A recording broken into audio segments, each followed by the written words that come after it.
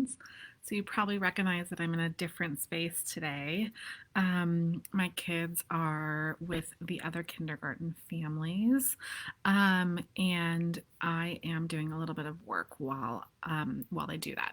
So I wanted to talk to you about three situations that I just feel like keep coming up from families because we are dealing with, well, just it's so unprecedented, and I'm seeing some patterns arise in terms of what people are struggling the most with, and I want to sort of talk to you about how to respond to these because the other thing that I notice is that many of us respond to our children's challenging feelings with a lot of words. So many words. We are such highly verbal creatures, and the problem with that is that a lot of words a child under stress is going to experience as commotion. And all our kids are so stressed right now. So when they experience it as commotion, it doesn't really make sense. It doesn't become integrated, and it tends to, unfortunately, sort of move them towards dysregulation, which is not what we want. So I want to talk about a couple of scenarios. Let me just put my computer in here.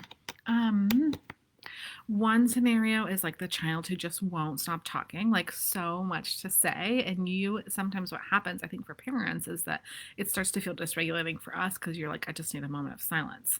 Another one that I want to talk about is the child who just feels really negative. And a lot of people, one mom described it as like, my kid has a black cloud over their head, or a dark gray cloud that's like full of rain. They're like feeling really negative.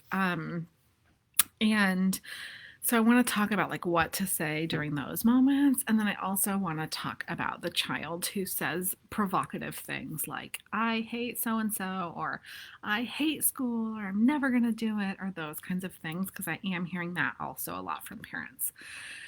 So let's go back and start with the first scenario, which is the child that talks so much. Okay, so they're trying to get their social needs met, right? They're trying to make sense of their world. And I also just appreciate that for many of us, it's like for me too, right? When people are always talking to you, you're like, I just need a second to get myself regulated. And I talked to a parent the other day who said to me, well, I just explained to my 4-year-old that I needed to regulate myself and I needed some time and space to do so. And it probably is too much to explain like all of that. So maybe better just to say something really simple that they can really wrap their head around that's really age appropriate. And that might be, wow, I need a turn. Okay, so if you've got a child who's talking extensively, wow, I need a turn. Or you could use an object or an item like a talking stick or, something special. Like in our house, we use a like a vertebrae from a deer that I found, an old bone. So building those opportunities in for them to have appropriate talking time. And if you really need a minute, you don't have to explain your whole reason for needing a minute. You can just say, wow, I need a turn, and then let them go, right? Let them sort of learn because that turn taking is also a super important and socially relevant skill for you to work on with them. So now let's talk about the child who is just feeling extremely negative. So the first thing I want to say is remember the situation that we're in, okay? We picked him up from school. I saw this meme the other day that was like, if your kid is really getting on your nerves, make sure that you remember that one day in March, you picked them up from school or daycare, and then they never saw their friends again. And that's so extreme, but it is also real. So if that's happening, first do that frame. And then I also want you to reframe it for yourself as like, my child is having a hard time and I'm going to help them through it. Now, for your child, I also want them to know that you are going to help them. So I might frame it that way. If you're listening right now and you have a particular challenge that you're facing, drop it in the comments and I'll address it. So I want them to know that your love and being part of the family is not contingent on them having a good attitude. Okay, so that's the first thing. And then the second thing, you might just say, wow, this is tough. Okay, so you can label it and then don't say anything else. Make sure that you're getting your own needs met in your own relationships with other grown-ups so that you can do this because it takes something, right? So make sure that you're getting your needs met and then, wow, this is tough. Or Wow, you're mad. And then don't say anything else. Now, if you have an older kid or if there's like something particular going down, then you can use the three yeses. And if you're wondering about the three yeses, I have a workshop tonight. I'll drop the link in the comments that you can sign up for, and we're gonna go over in detail about how to use the three yeses with a child who's having a tough time. But basically, that's like three questions to which they can answer yes, must be from their perspective. If it's not working, we got to retool the perspective that the yeses are coming from, because we want them to feel felt, right? Okay, so that, and then, making space for that. So you might have to retool your expectations on how your child is going to be for this time. And, I want the kids to know, like, I'll be here with you. You know, you can be however you need to be, and I'm still here. So, and then let's talk about the third kind of child, which is the child that maybe tends to sort of provocative or explosive comments. And those might sound like, I hate this, or I'm never going to do this again, or I hate that friend, or something like that.